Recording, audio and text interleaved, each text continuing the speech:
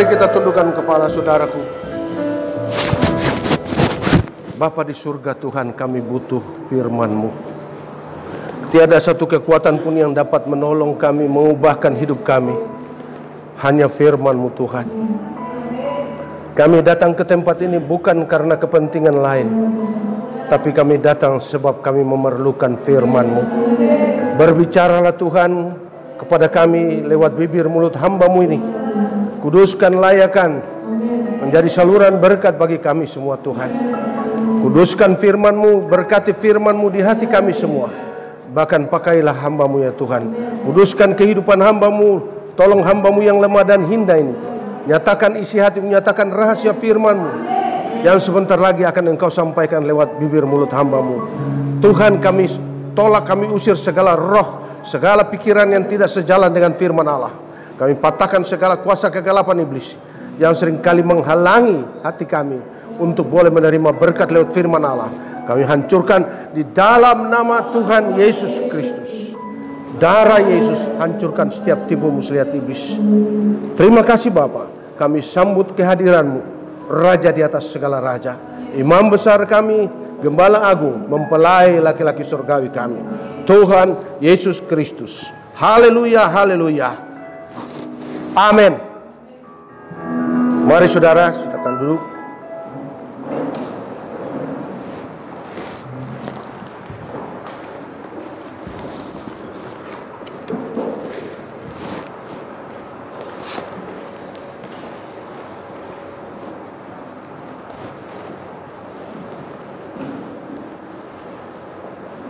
Shalom.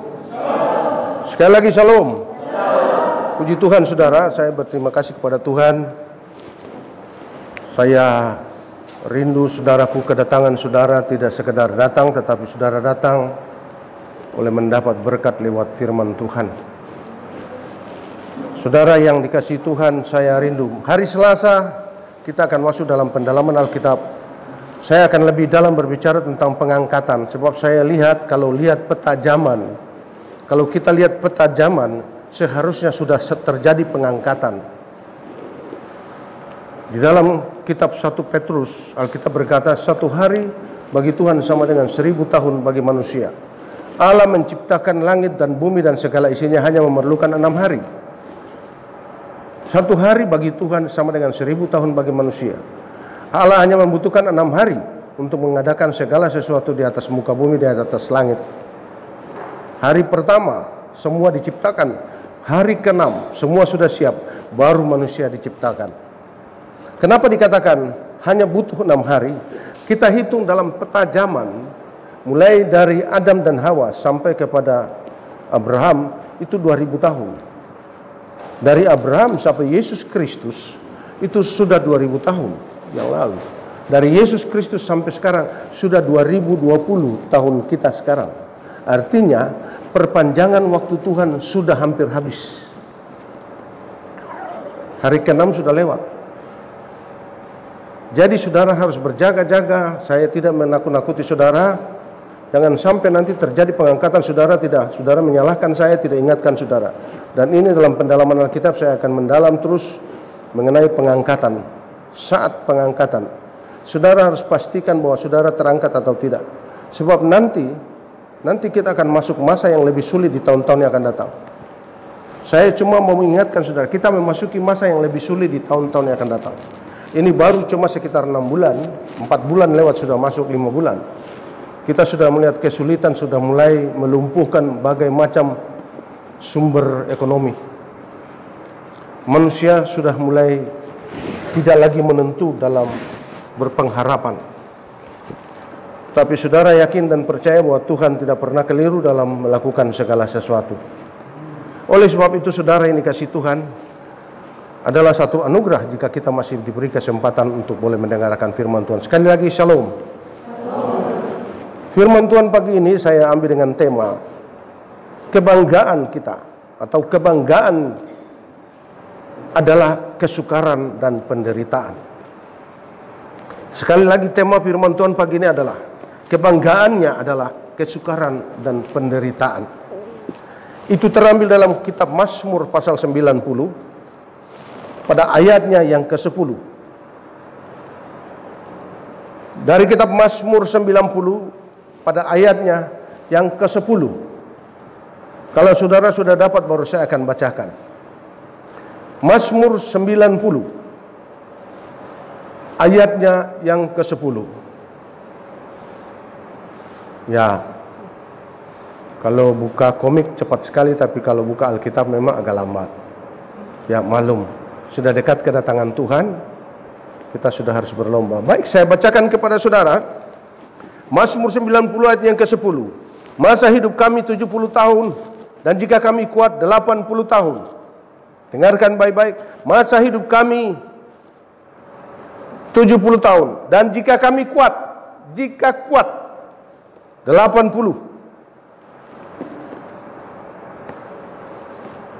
Kalau kuat 80 tahun. Dan kebanggaannya adalah kesukaran dan penderitaan, sebab berlalunya buru-buru dan melayang lenyap. Kalau saudara baca firman Tuhan ini, mungkin saudara bertanya, bahkan saudara mungkin akan merenungkan satu hal, betapa singkatnya hidup manusia ini di atas bumi. Tidak ada seorang pun yang akan hidup untuk selama-lamanya. Tidak akan ada. Dan tidak ada seorang manusia yang tidak akan tua dan yang tidak akan mati. Saudara dan saya satu saat kita akan berpisah. Saudara dan saya satu saat kita akan berpisah dengan orang yang sangat kita cintai dan sangat kita kasihi. Saudara mau tolak, saudara mau terima, tetap itu berlaku. Karena itu sudah ketentuan Tuhan yang Maha Kuasa. Tidak mungkin kita muda terus, kita akan tua. Dan kita akan mati. Ketentuan ini berlaku menurut maunya Tuhan. Manusia tidak dapat mengaturnya. Manusia hanya dapat menjalani dan melakoninya. Inilah keterbatasan kita manusia. Tapi yang anehnya saudara, terbatasnya manusia ini, justru kepada manusia yang terbatas ini, Allah mempercayakan hal-hal yang luar biasa di atas bumi. Bahkan nantinya, jika manusia itu sendiri hidup menyenangkan hati Tuhan, hidup berkenan kepada Tuhan, manusia itu sendiri akan hidup bersama dengan Dia, dengan Bapa di sorga, di dalam kerajaan Bapa untuk selama-lamanya. Tidak ada ciptaan Tuhan yang lain yang diberikan hak yang sepenuh ini, tidak ada. Hanya kepada manusia. Saya tidak mengerti, entah mungkin karena diberikan hak yang begitu besar, sampai kebanyakan manusia bermain-main dengan kekekalan, bermain-main dengan hidup kekal. Seolah-olah mereka tidak peduli mau mati ataukah mau hidup kekal atau mau hidup cuma 50 tahun. Tidak masalah, yang penting saya bisa menikmati kesenangan dunia. Tolong pikirkan panjang. Kenapa saya renungkan ini? Saya sempat mengingatkan saudara, kita sudah lewat masa kemurahan Tuhan. Sudah 6 hari sudah lewat dalam masa ciptaan Tuhan. Adam sampai Abraham 2000 tahun 2 hari. Abraham sampai Yesus Kristus 2000 tahun sudah 4 hari. Yesus Kristus 2000 tahun yang lalu disalibkan sampai sekarang sudah 2020, sudah 6 hari lewat 20. 20 tahun itu dalam hitungan Tuhan hanyalah bukan lagi seper 2000 detik mungkin. Jadi 20. Tetapi kita tidak tahu apakah harus berjalan terus ini. Tidak, tentu. Tentu tidak akan mungkin Tuhan memperpanjang. Dilihat daripada tanda-tanda zaman. Nanti kalau Tuhan izinkan dalam hari pendalaman Alkitab hari Selasa.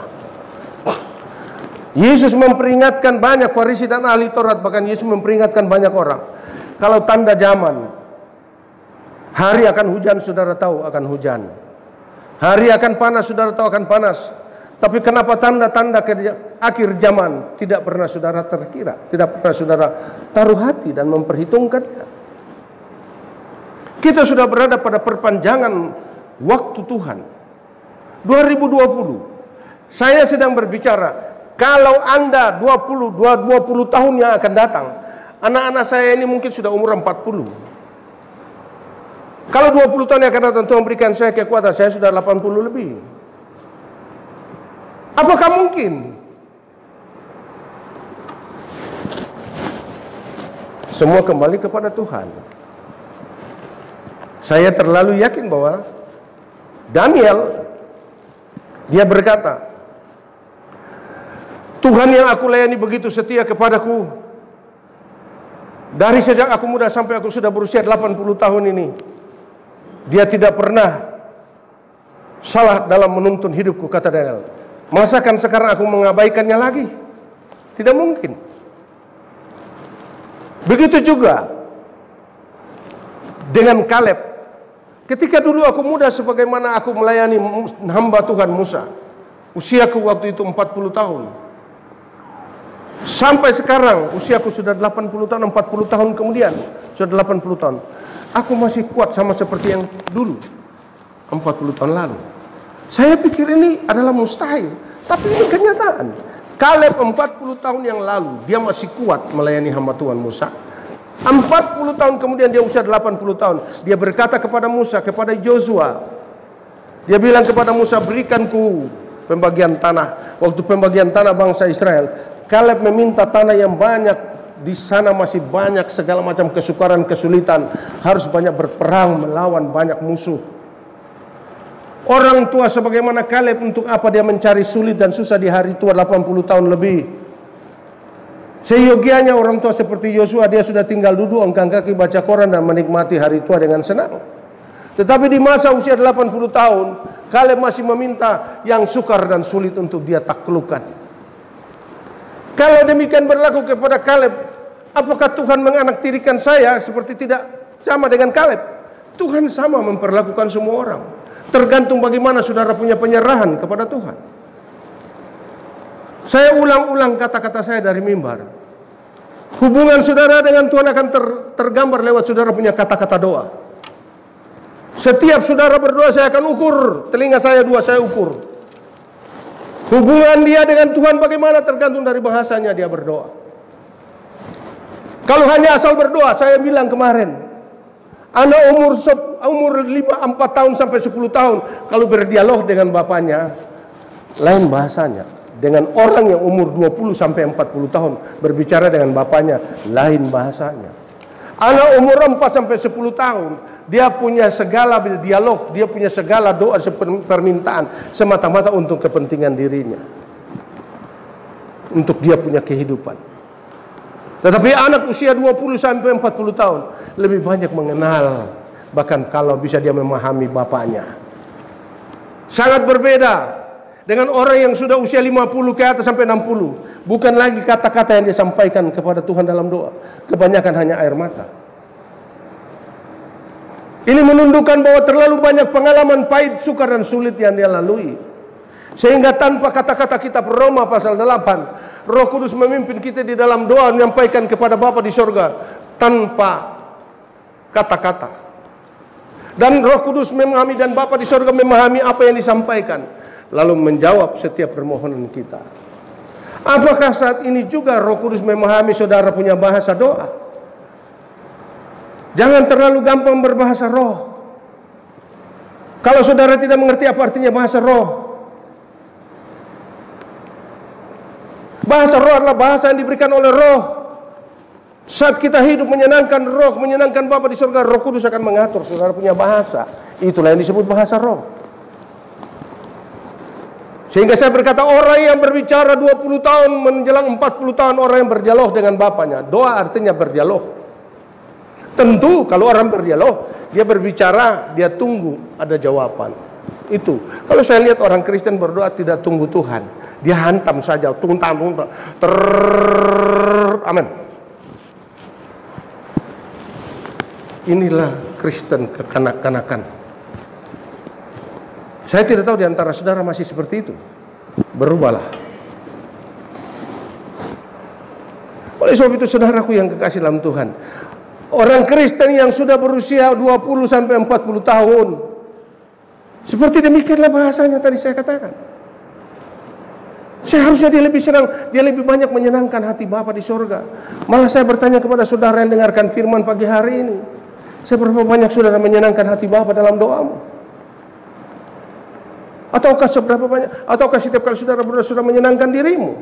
Seperti Kristen seperti sekarang ini, setiap kali berdoa dia daftar list, Tuhan tolong ini, Tuhan tolong, daftar list itu panjang. Setengah jam dia mohon untuk menyenangkan hati Tuhan. Tidak ada. Sama seperti sekarang ini. Saudara lihat, orang Kristen, gereja-gereja memusatkan fokus kepada puji-pujian, penyembahan dan bahasa roh. Dengan band yang begitu luar biasa, tari-tarian dalam gereja. Sudah lebih daripada 2 jam mereka menyanyi dan menyembah Tuhan. Saudara dengar, saat sudah jam 8 malam lewat, lalu pendetanya dan pendeta berkata, ini sudah jam 8 malam, kita sudah waktu sudah lama, mari kita dengar firman singkat saja lalu kita akan berdoa untuk pulang. Celakalah gereja seperti ini. Menyanyi, menari dengan alat musik, dengan segala macam. Lalu terakhir sudah tidak ada waktu lagi, dia berkata kita dengar firman singkat. Dia batasi Tuhan berbicara. Saudara akan tua, saudara pasti akan mati. Kita semua akan mati. Saya heran bahasa ini. Sering tidak diabaikan, sering tidak dimengerti. Saudara datang dengar firman hari Minggu, duduk menyaksikan perkara-perkara yang Tuhan kerjakan di dalam setiap kali kita beribadah dan melayani Tuhan. Orang yang menghargai Tuhan, saudara, saya katakan minggu yang lalu, jangan sampai anak-anak kita tidak dapat melihat. Saya ulang, jangan sampai anak-anak kita, cucu-cucu kita tidak dapat melihat bahwa mama dan papanya betul-betul orang tua yang sangat menghormati, bahkan sangat tunduk pada kehendak Tuhan dalam segala hal.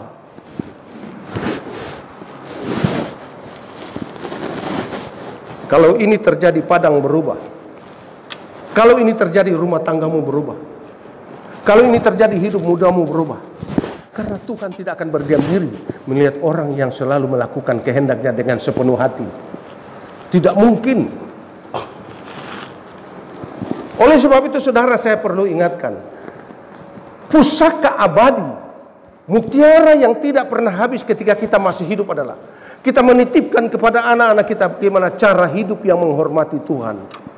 Cara hidup yang tunduk pada kehendak Tuhan secara penuh dalam segala hal.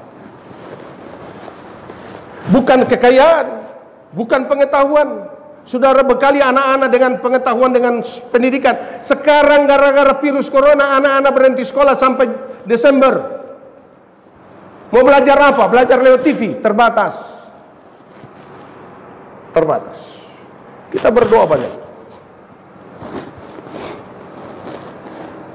Tidak mudah duduk dalam gereja mendengar firman Tuhan, lalu memahami akan kehendak Tuhan dan mau melakukannya. Berapa banyak dari saudara yang rindu menjadi pelaku kehendak Tuhan? Tidak banyak. Tidak banyak. Saya heran, Pak Saudara. Sekian lama saudara jadi Kristen pakai stempel Kristen. Tapi kita punya kelakuan dan cara hidup, tabiat dan karakter kita tidak pernah mau menyerupai pribadi Yesus. Malah kita punya cara hidup lebih celaka dari orang dunia yang tidak pernah ke gereja. Sehingga saya berkata begini, terkadang kelihatan orang yang ke gereja seperti tidak pernah ke gereja.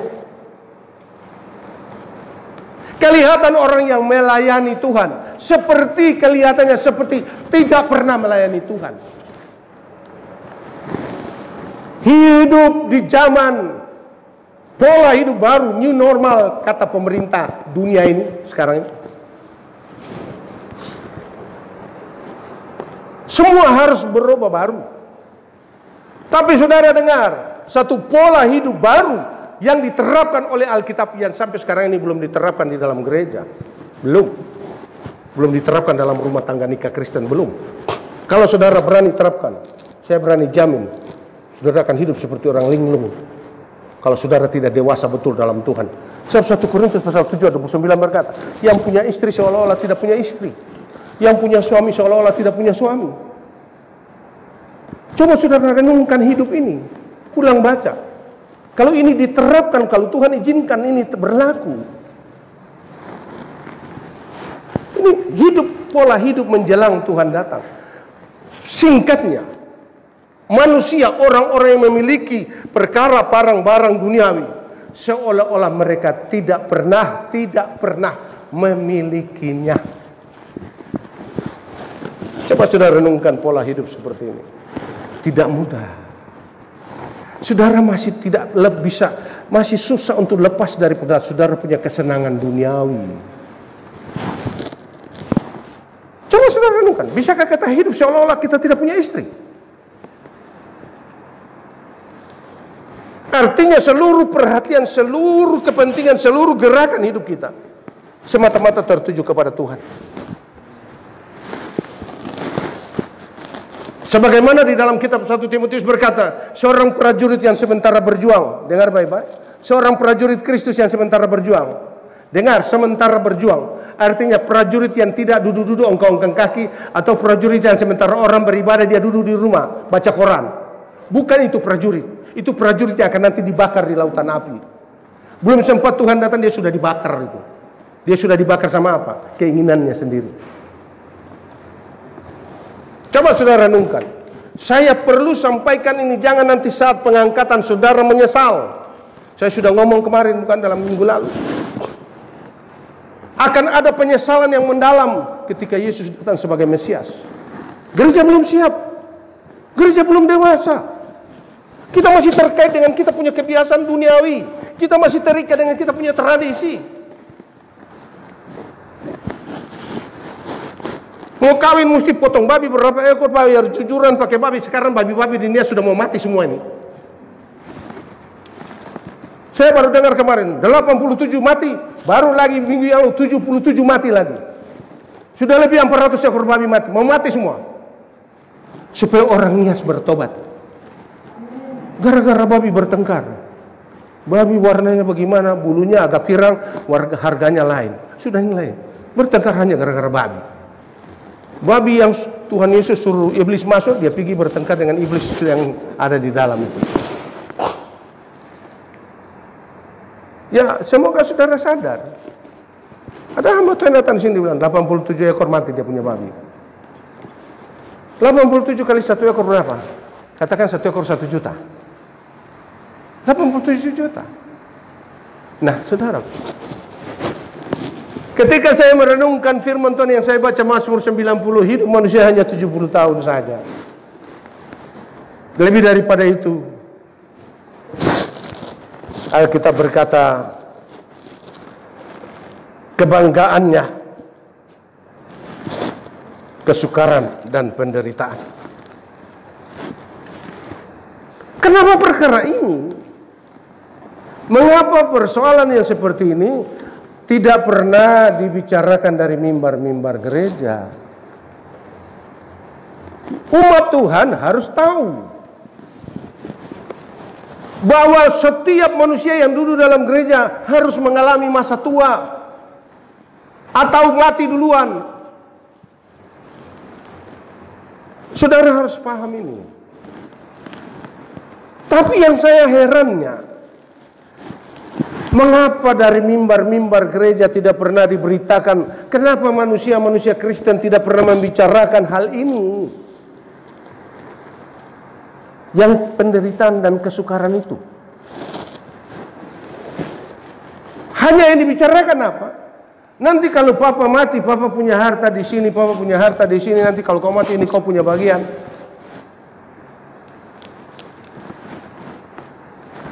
Oh Tuhan, saya berdoa Tuhan, selama kita masih hidup, cuma satu pusaka abadi yang kita bisa titip kepada anak-anak kita. Bagaimana anak-anak kita bisa melihat papa dan mamanya tunduk dan hormat, begitu tunduk, begitu hormat kepada Tuhan, dan begitu sangat taat melakukan kehendak Tuhan di dalam segala hal. Itu mutiara kekal. Dan itu kita bisa beri hanya ketika kita masih hidup. Kalau saudara sudah mati, saudara tidak bisa kasih itu lagi, tidak bisa. Ingat baik-baik. Ketika kita mati, kita tidak bisa memberikan itu lagi. Selama kita masih diberi kesempatan hidup. Alkitab dan satu pujian hidup ini adalah kesempatan. Selama masih hidup, kesempatan ini pergunakan. Tunjukkan kepada anak-anak dan cucu-cucu. Setiap saat, setiap pagi, setiap hari saya kasih tahu kepada cucu saya, selalu berdoa, ingat Tuhan. Mengapa orang Kristen agak susah membicarakan hal ini? Mengapa gereja Tuhan tidak memikirkan ini? Apakah ada yang akan hidup seterusnya? Tidak mungkin. Apakah akan ada yang hidup sampai 150 tahun atau tidak akan mati-mati? Tidak mungkin. Itu sudah ketetapan Tuhan. Mengapa gereja tidak membicarakan ini? Mengapa anak-anak Tuhan tidak membicarakan ini dalam setiap pertemuan, dalam setiap ketemu? Kita lupa. Bahwa kita akan menghadapi ini. Ini yang dipersoalkan oleh Alkitab. Kebanggaannya adalah kesukaran dan penderitaan.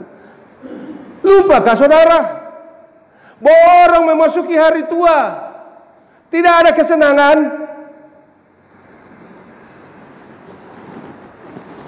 Itu sebabnya Daud berkata, hanya dekat Allah saja aku tenang. Tidak bisa kita jauh dari Tuhan. Lupakah Anda bahwa seseorang yang semakin tua semakin mulai dipenuhi dengan kegelisahan? Hanya orang yang dekat sama Tuhan aja yang tenang jiwanya. Saudara abaikan satu kali ibadah. Silakan, sekarang ini saudara masih kuat.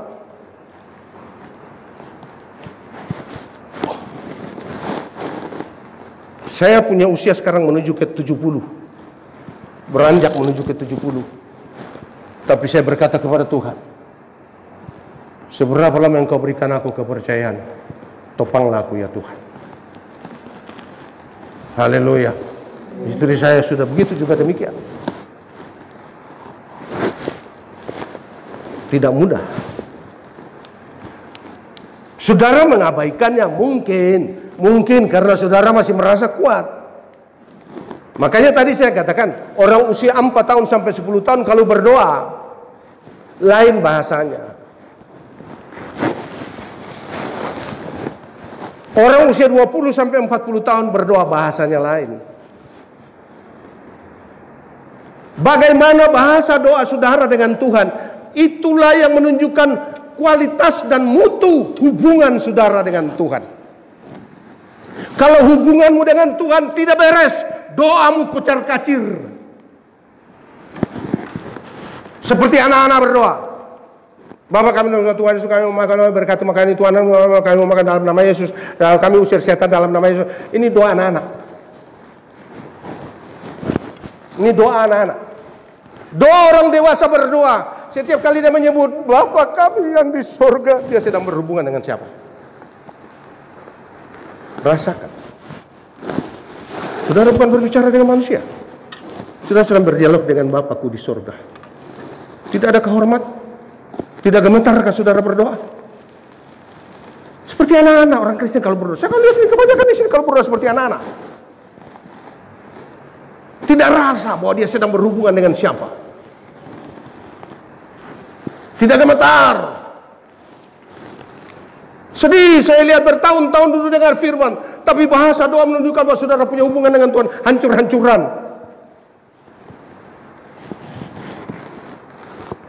Sedih. Dengar firman berdoa, menyanyi dan segala macam. Tapi ketika berdoa saya dalam doa saudara lihat, terkadang kalau saudara berdoa saya jadi seperti apa ya? Lemes. Tidak menikmati saudara punya hubungan dengan Tuhan.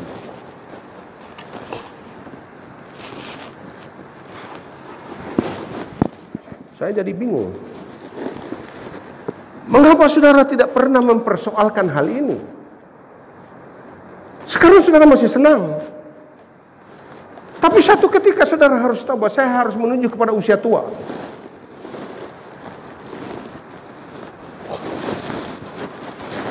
Dulu, ketika saya masih SD,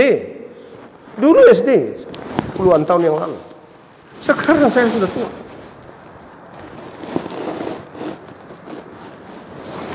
Mataku sudah mulai melihat keturunanku yang kedua. Tuhan menunjukkan kepada Daud, ke depan 14 keturunan. Luar biasa. 14 keturunan. Kita lihat kita punya keturunan kelima aja. Aduh Tuhan, apakah sempat saya? Anak saya punya anak, cucu saya punya anak, cicit saya punya anak, cecet saya punya anak. Apakah sanggup? Anak, cucu, cicit, cecet, cocot. Lalu yang terakhir cacat. Ya, hitung baik-baik. Saudara boleh ketawa, tidak apa-apa. Tapi nanti kalau ada di antara keturunanmu yang cacat, jangan ketawa. Coba renungkan baik-baik. Semua ini Allah jadikan dalam kehidupan manusia agar manusia menemukan dia punya kesalahan. Cucu, cicit, cecet, cocot, terakhir yang kelima cacat.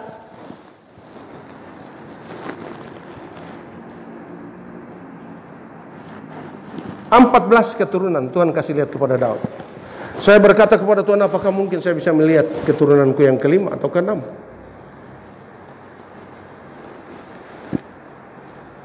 Keturunanku yang kedua saja saya sudah mau masuk umur 70. Bagaimana nanti kalau cicit saya?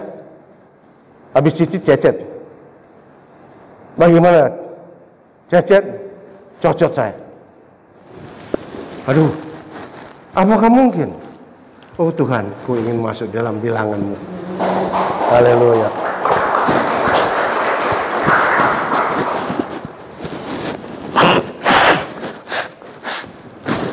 Saya ingatkan saudara, pernahkah Anda mempersoalkan ini? Bahwa saya akan hidup sampai pada satu titik di mana saya akan diperhadapkan kepada kebanggaanku adalah kesukaran dan penderitaan. Coba saudara tanya orang-orang tua.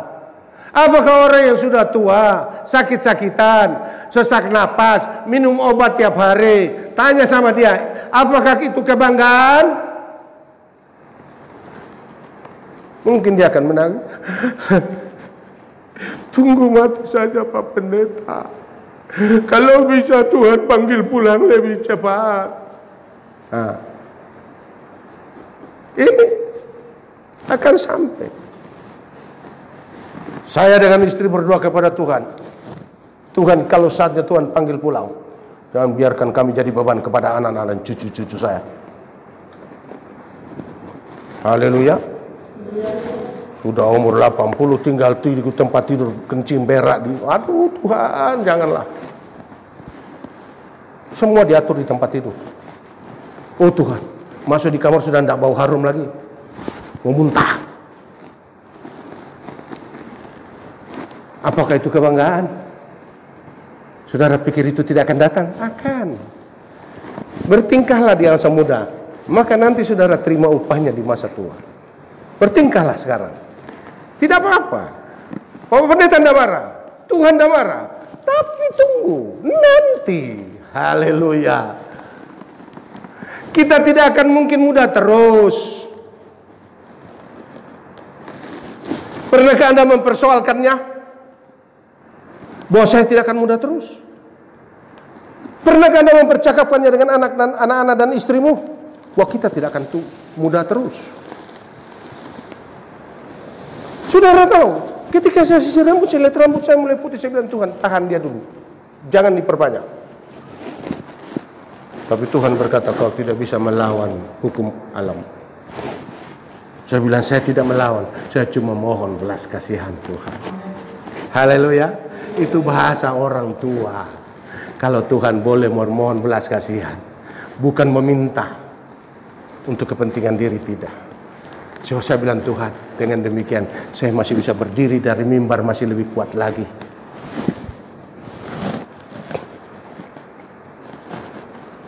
Coba saudara persoalkan dari sekarang. Lalu mengapa manusia lupa memperkatakannya, lupa memperingatkannya, lupa mempersoalkannya?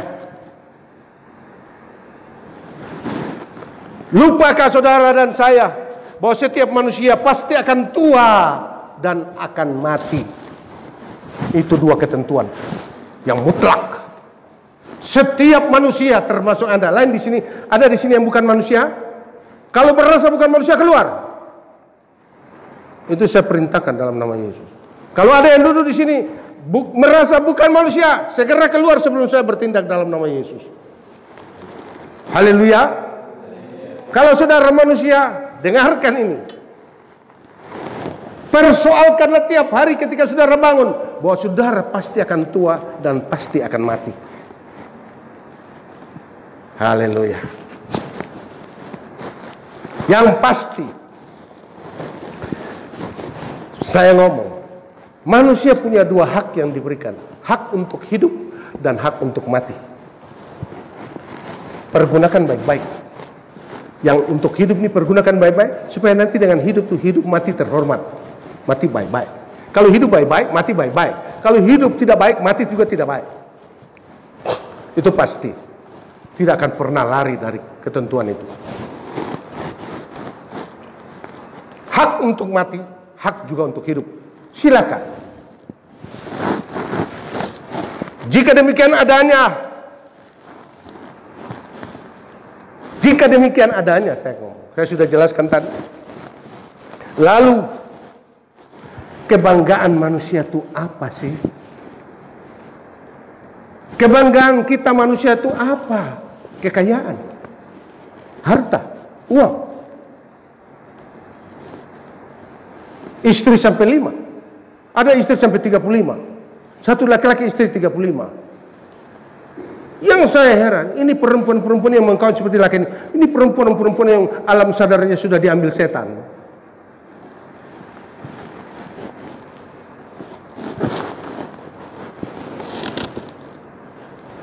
Kalau demikian, kita akan tua dan kita akan mati. Kebanggaan manusia itu apa? Saudara boleh memiliki apa saja dan kekayaan di dunia ini. Saudara boleh keliling dunia setiap minggu, setiap bulan, keliling dunia. Tetapi dengarkan baik. Saudara tidak dapat menunda masa tuamu. Pasti akan tua. Kalau saya boleh bertanya kepada setiap pribadi, pasti saudara masih punya memori bahwa ketika saya umur 12 tahun, ketika saya umur 10 tahun, ketika saya umur 6 tahun, pasti saudara punya memori bagaimana tingkahnya. Haleluya. Lalu bandingkan dengan sekarang. Ketika dulu begini, sekarang begini, pasti ada perbedaan. Pasti beda. Dari pakaian saja sudah berbeda, dari tinggi badan saja sudah berbeda. Saya punya cucu pertama sudah hampir tinggi 2 meter, mungkin. Sudah hampir. Cucu saya yang pertama sekarang sudah 1,40 meter. Mengerikan. Baru kelas 1. Bagaimana kelas 5? Sudah lebih dari bapaknya.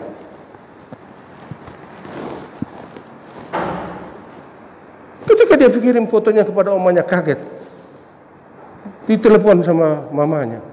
Ditanya, kok begitu tinggi sih nona itu? Ya begitulah, opanya tinggi, bapaknya tinggi. Haleluya. Tapi by the way, tidak perlu dipersoalkan. Seringkali kita berpola pikir, kita berprasangka dan mengalami dan menjalani hidup ini seperti di dalam Alkitab berkata seorang kaya yang bodoh. Di dalam kitab Lukas pasal 12, sebagaimana orang kaya yang menimbun hartanya, bertimbun-timbun dia membangun gudangnya besar-besar, lalu dia timbun hartanya semua di situ. Sesudah semuanya itu dilakukan, lalu dia duduk di kursi lebar, lalu dia goyang kursi malas, goyang dan dia berkata, "Hai jiwaku, senanglah kau, sebab semua sudah tersedia." Tetapi malam itu datanglah firman Tuhan. Hai kau orang bodoh, tidak pernah kau tahu bahwa hidupmu malam ini juga nyawamu diambil?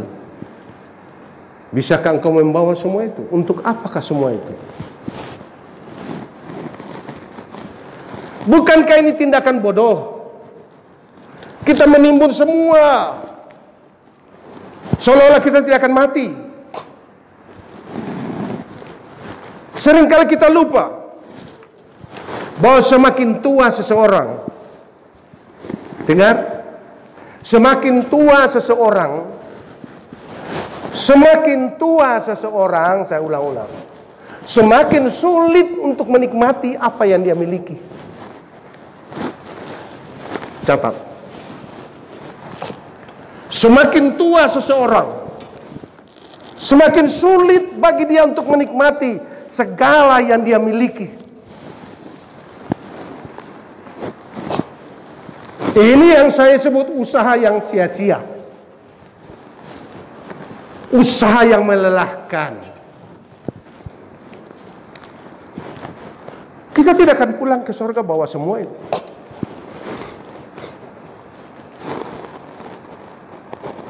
Seringkali kita lupa bahwa kebanggaan manusia itu cuma satu.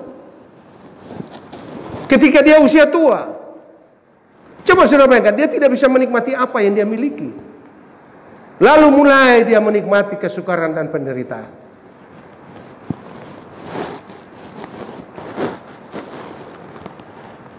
Seringkali kita berusaha dengan segala cara. Manusia bukan? Sudah lihat praktek di luar banyak.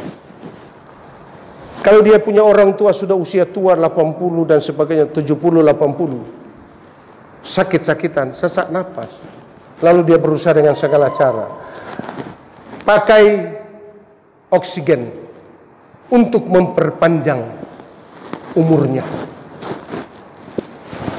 Saya tanya saudara, wajar?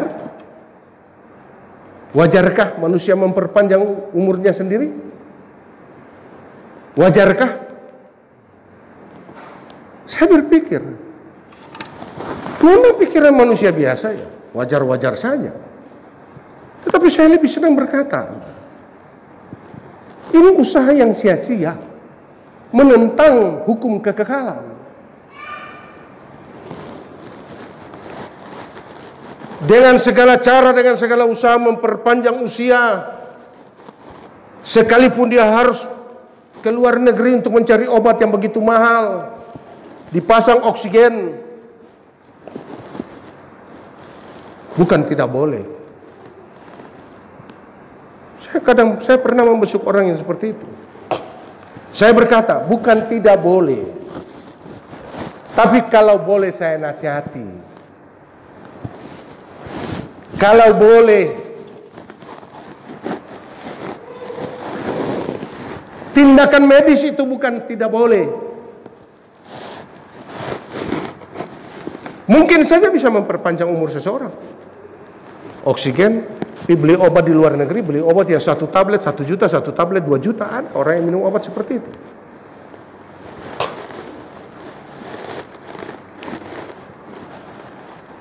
Tetapi dengarkan baik-baik.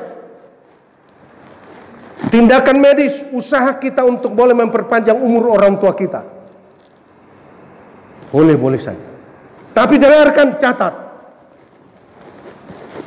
semua itu tidak dapat membatalkan kematian. Sudah siapkah kita? Makanya seringkali saya tanya, sudah siapkah kita untuk mati? Belum. Kita belum siap. Saya masih muda kok Pak Pendeta. Saya masih kuat kok Pak Pendeta. Saya masih kaya, saya bisa beli obat berapapun, silakan. Tetapi saya katakan, seperti contoh di Surabaya itu, dia bisa beli obat sampai ke Jerman dengan pesawat, ongkosnya sudah berapa, obatnya sudah berapa, habiskan uang sampai miliaran, miliar, triliun. Tetapi kalau saya boleh nasihat,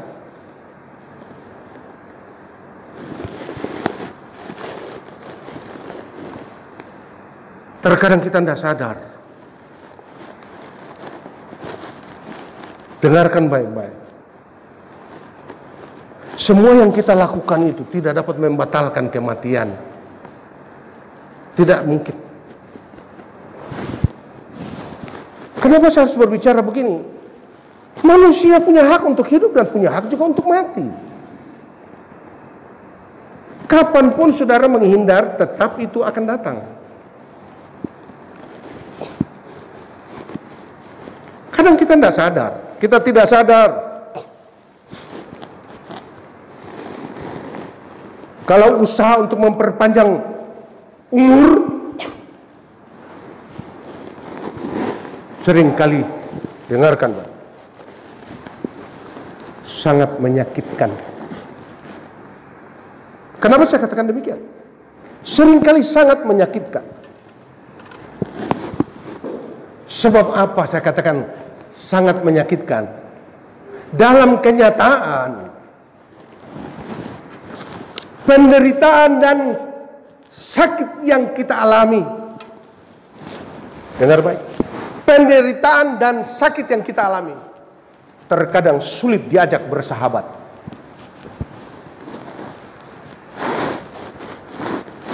Saya ulang,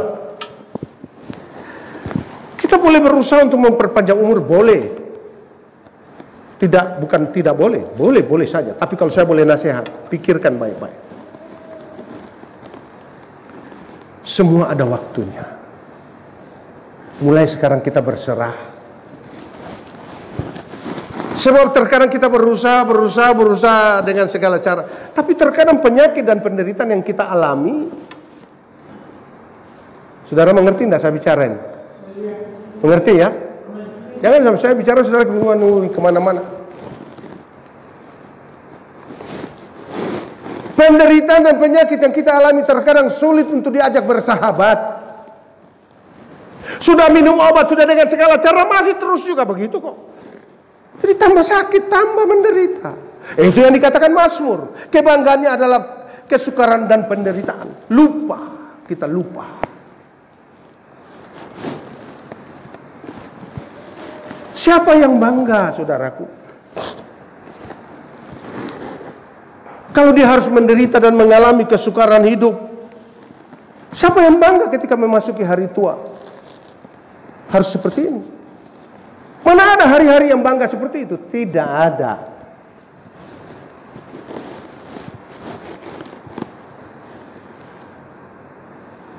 Dapatkah keluarga yang punya orang tua sakit-sakitan dan sudah sesak napas, sudah mau mati? Dia berkata, itulah kebanggaan kami. Tidak mungkin. Mana ada keluarga yang bangga? Coba lihat. Tidak usahlah orang tua. Kalau suami saudara sakit sekarang ini, orang tua saudara sakit sekarang ini, saudara pulang dari gereja, lihat, bangga? Banggakah saudara? Persiapkan bapamu sebelum Tuhan panggil dia pulang. Persiapkan suamimu sebelum Tuhan panggil dia pulang. Jangan nanti dia pulang tidak tahu kemana. Itu namanya anak yang berbaik, yang memperhatikan keselamatan suaminya, perhatikan keselamatan istrinya, anaknya, bapaknya. Jangan hidup sesuka-suka, seolah-olah hidup ini saudara punya. No way. Saudara pulang dan nikmati.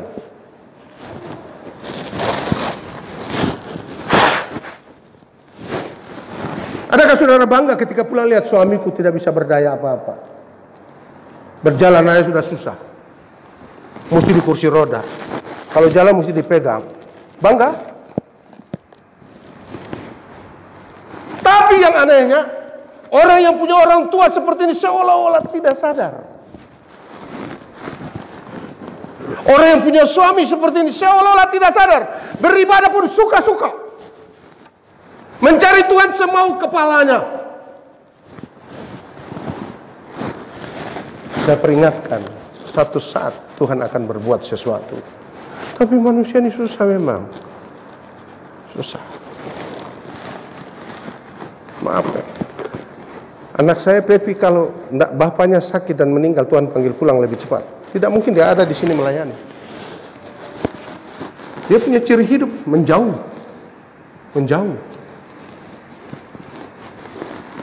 Saya ngomong dari mimbar sini, Pendeta Ricardo tidak bisa menghentikan saudara punya langkah, tapi Tuhan akan menghentikan saudara. Saya tidak menakut-nakuti saudara, tapi hidup ini bukan saya dan saudara punya. Saudara mau datang beribadah, saudara mau datang dengar firman, suka-suka saudara. Saya tidak akan urus itu. Tapi saya mau urus supaya hidup saudara tahu betul apa rencana dan rancangan Tuhan bagi kita, bagi keluarga kita, bagi anak cucu kita. Kebanggaannya adalah kesukaran dan penderitaan. Banggakah saudara? Ketika saudara pulang ke rumah, saudara lihat suamimu sudah tidak berdaya. Apalagi di masa susah ini, mau naik angkot nggak bisa. Mau ajak bapak ke gereja, mesti tuntun, aduh terus. Mau ajak bapak ke gereja, keluar rumah aja sudah susah. Keluar rumah aja sudah, apalagi mau naik di angkot, tidak bisa jalan. Membawa kursi roda di angkot. Aduh Tuhan. Dulu sebelum bapakmu sakit, sebelum suamimu sakit, bagaimana tingkahmu? Catat! Kalau sekarang Tuhan berbuat seperti ini, catat! Jangan terlalu berbangga. Kalau saya ngomong mungkin saudara anggap saya tidak begitu baik. Ya carilah pendeta yang lebih baik, yang mungkin bisa menyenangkan hati saudara. Saya lebih suka menyenangkan hati Tuhan. Coba kita. Ketika saudara punya suami sebelum sakit, saudara, bagaimana tingkah hidup saudara? Ketika bapakmu belum sakit dulu, bagaimana tingkah hidupmu? Belum kan? Kalau sekarang belum sakit, tidak, masih kuat saya. Pak Pendeta tak perlu terlalu khawatir. Saya tidak khawatir tentang suamimu, saya khawatir tentang hidupmu. Saya khawatir tentang rohanimu. Saya tidak pikirkan uangmu, saya pikirkan keselamatanmu. Itu. Untuk apa ibadah ini saya lakukan? Untuk cari makan. Lebih baik saya terus jadi pendeta. Dah. Dengarkan baik. Kita ke gereja bukan sekedar persekutuan ini gereja GPPS, lain jemaat GPPS kumpul semua, bukan. Kita ke gereja karena kita mencari firman. Firman yang dapat melindungi keluarga, rumah tangga, anak dan cucu kita turun-temurun. Itu satu. Firman yang dapat mempertahankan hidup kita. Jika nanti masa pengangkatan tiba, kita sudah dipersiapkan sejak sekarang. Saudara tidak pikirkan itu? Oleh sebab itu saudara, mungkin saudara masih muda, boleh berbuat apa saja.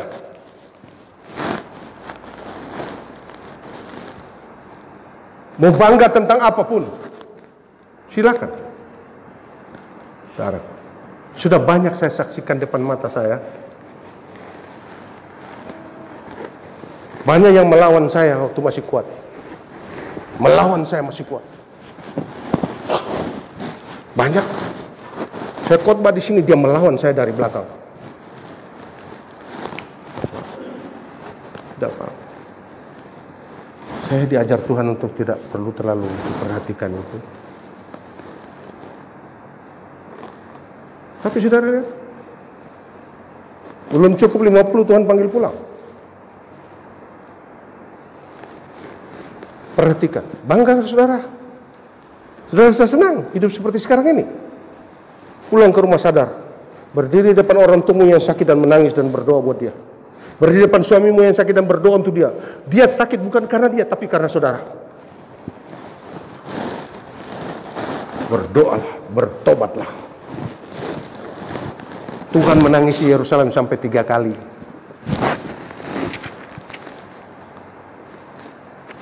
Jangan membuat usaha yang sia-sia.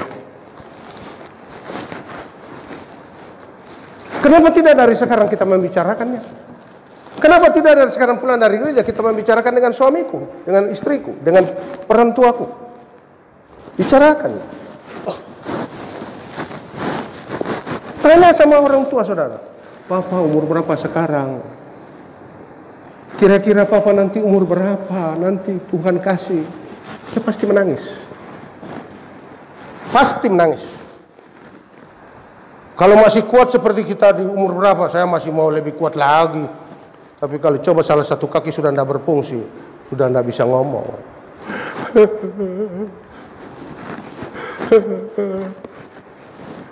Bergerak sudah susah. Hanya air mata. Itulah bahasa orang yang 50 tahun ke atas kalau sakit. Tidak usah 50 tahun ke atas, yang umur 20 tahun pun kalau sudah sakit kena stroke mau bicara sudah susah. Om, bagaimana saya? Bagaimana? Om ngomong saudara abaikan, om ngomong saudara lawan, om ngomong saudara bantah. Saudara lebih pintar dari pendeta. Saudara lebih hebat dari pendeta. Kalau begitu lain kali saya di sini, saya turun, saudara yang khotbah. Kan lebih baik. Supaya saya juga bisa berubah akibat khotbah saudara. Tapi aneh.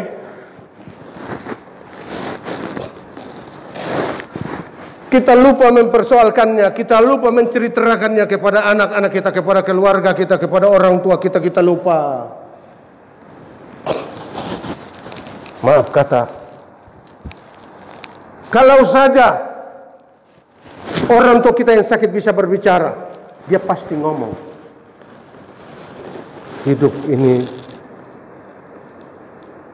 tidak seperti yang kau pikirkan, nak. Hidup ini singkat.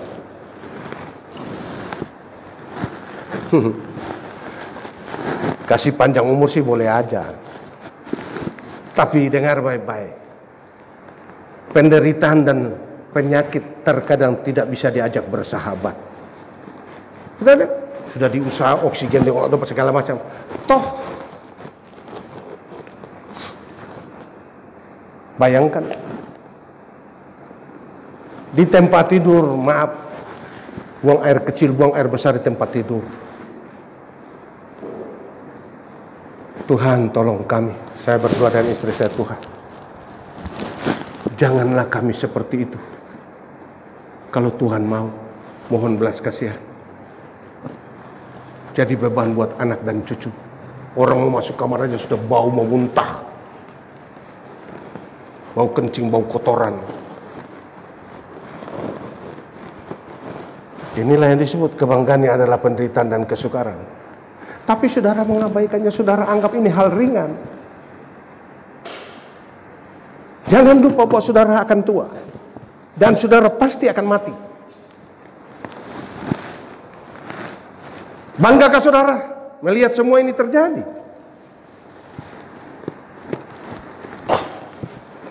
Saya rindu berbicara kepada saudara. Ketika Tuhan datang, sebelum Yesus datang akan ada pengangkatan. Masa pengangkatan. Nanti hari Selasa saya akan berbicara tentang pengangkatan. Kita tidak tahu. Sementara saya berkhotbah, kalau saat pengangkatan Tuhan angkat saya, sementara saya berkhotbah, tiba-tiba saya punya sepatu, punya jas, punya baju, punya dasi jatuh sendiri. Sayanya hilang. Sepatu tinggal di tempat, saya sudah tidak ada. Diraibkan. Resurrection. Kalau saudara tidak diangkat, pikirkan berkali-kali. Kita akan masuk kesukaran melebihi kesukaran corona sekarang ini. Ini belum apa-apa. Kesulitan corona belum apa-apa. Alkitab berkata belum. Akan terjadi kesukaran dan kesulitan besar yang melanda dunia.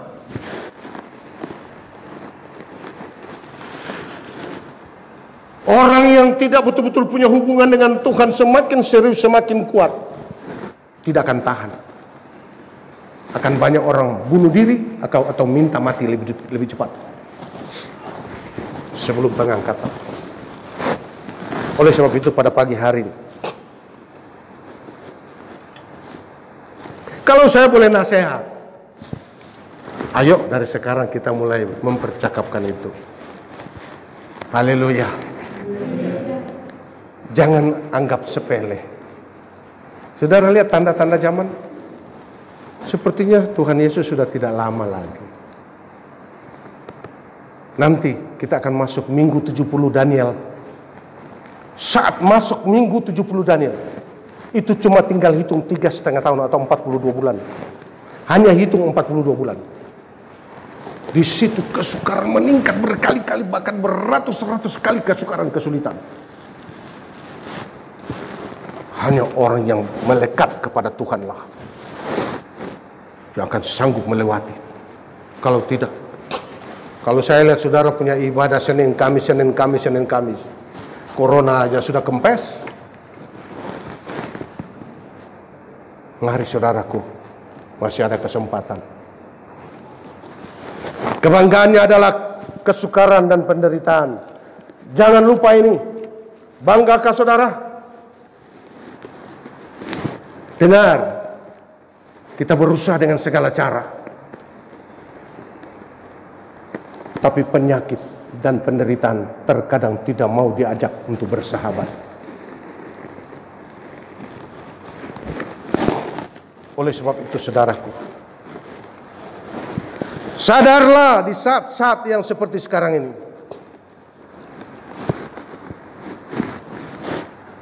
Sebelum kita memasuki hari-hari yang sukar dan sulit itu, Tuhan tidak membawa kita ke dunia untuk menderita dan mati sia-sia. Tidak. Tuhan memanggil kita datang ke dunia untuk boleh menikmati kasih karunia Allah. Dan jika Dia panggil pulang, kita mengalami satu keberuntungan bisa berjumpa dengan Dia di pintu sorga, dengan Yesus Kristus, sambil menggandeng tangan anak, istri, cucu, bahkan keluarga, bergandeng tangan masuk pintu sorga yang kekal. Tidak ada lagi air mata di sana. Tidak ada lagi air mata di sana. Di sana Dia tidak ingat lagi dosa kita. Jangan jadi seorang pengembara yang beribadah sesuka-suka. Jangan. Dengarkan firman pagi hari ini.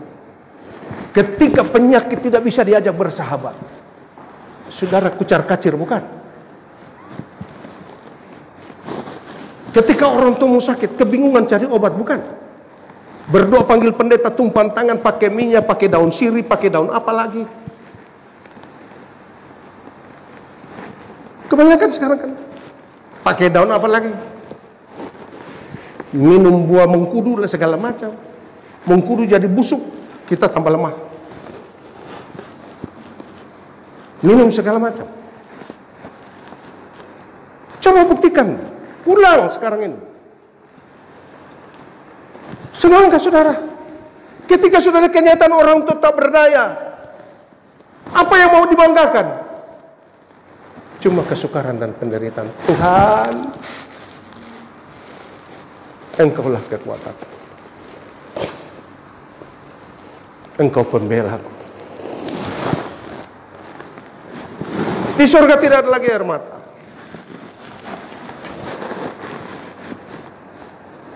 Tuhan sepanjang jalan ini Tuhan ingin membela hidup saudara, asal hidup berkenan. Haleluya. Terima firman ini baik-baik. Saudara pulang lihat kenyataan hidup. Kalau suatu saat penyakit sudah tidak mau diajak bersahabat, jangan menangis. Ingat ke dalam. Sebelum ini saya punya hidup bagaimana? Sebelum suamiku sakit, sebelum ayahku sakit, bapakku sakit, hidup saya bagaimana? Tuhan tidak sejahat itu. Tuhan mau kita menikmati kasih karunia yang penuh dengan damai sejahtera. Tapi terkadang kita lupa bahwa kemurahan Tuhan itu ada batasnya, ditukar dengan penghukuman dan pembalasan. Ini yang kita lupa. Ketika di hari tua kita baru menyesal, hidup sia-sia. Tuhan tidak sejahat, Dia pembela. Ada satu pujian, Tuhan Engkau pembelaku.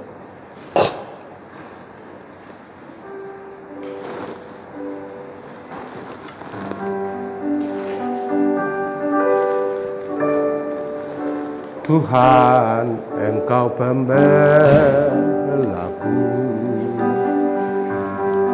di sepanjang jalan hidupku.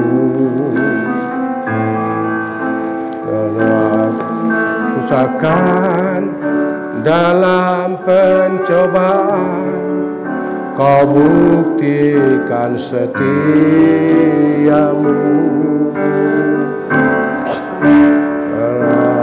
Jiwaku terluka, aku lemah tak berdaya. Kau pegang tanganku,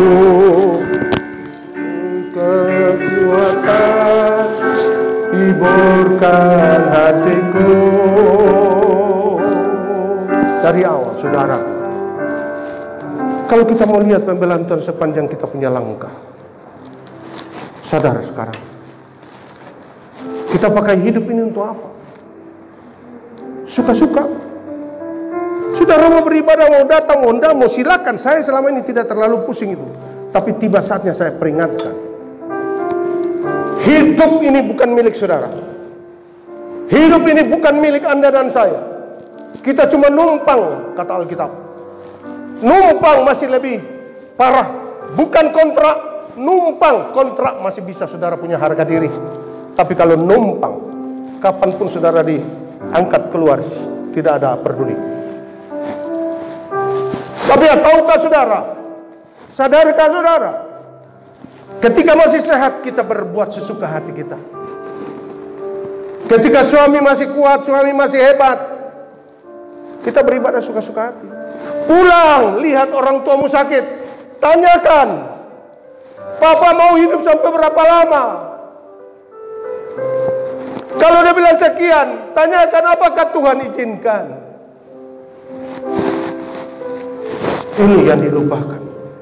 Bahwa kebanggaannya hanyalah kesukaran dan penderitaan. Tuhan, Engkau pembelaku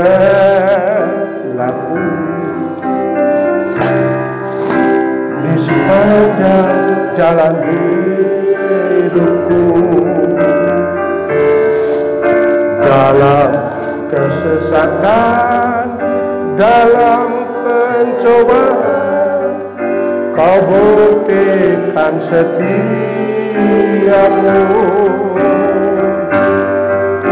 Kala jiwaku terluka,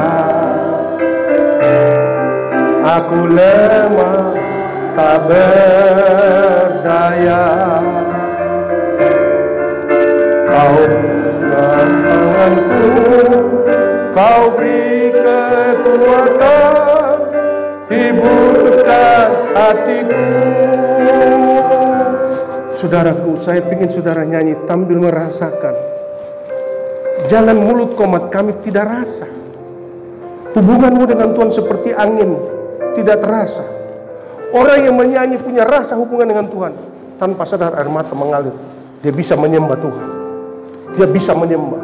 Saya heran saudara sudah dengar firman sekian lama.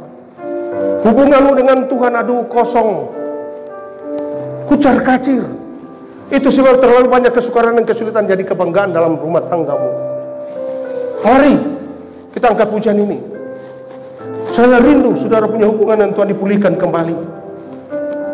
Roh Kudus ada di sini mau memulihkan saudara punya hubungan itu. Pulihkan hubunganmu dengan Tuhan. Saya mau berdoa untuk saudara sebentar. Kan pujian ini, Tuhan Engkau pembela. Engkau pembela.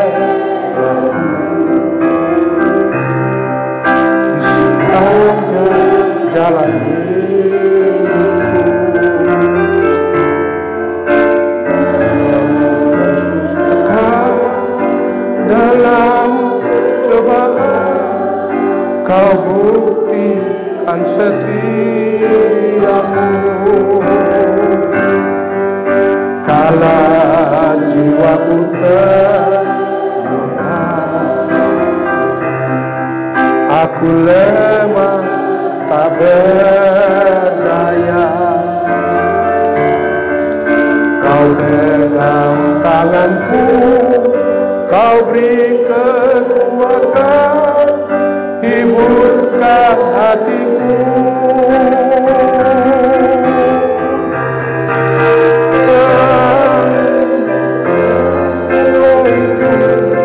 Kau mengatakan jalan-jalanmu,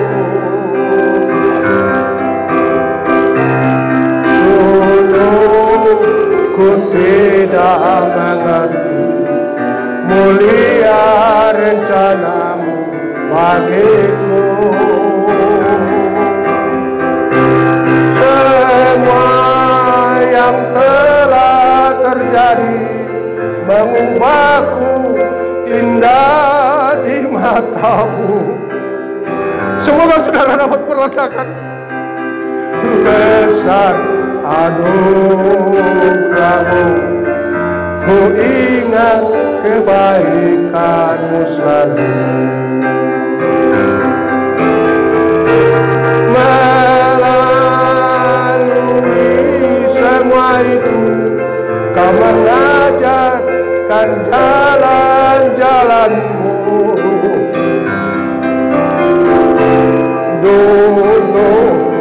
Dulu saya tidak mengerti, tapi semua ini terjadi mencelikan mataku. Mulia rencanamu Tuhan bagi rumah tanggaku yang telah terjadi indah di matamu. Sungguh besar anugerahmu, ku ingat kebaikanmu selalu. Sungguh besar, sungguh besar anugerahmu, ku ingat kebaikanmu selalu. Kita tundukkan kepala. Tuhan, dulu kami tidak mengerti. Kami melakukan segala sesuatu menurut kemauan kami, Tuhan.